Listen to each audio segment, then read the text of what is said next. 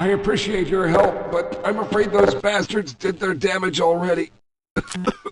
If you were trying to reach the freight yards in hope of escaping, then just forget about it.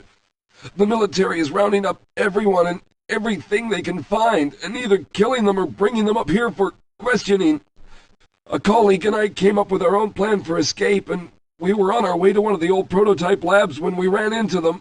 But listen to me. If you still want to get out of here alive, your only hope may be to find my friend. If you can get past the soldiers, find Dr. Rosenberg. With him, you may have a chance to get out of this place.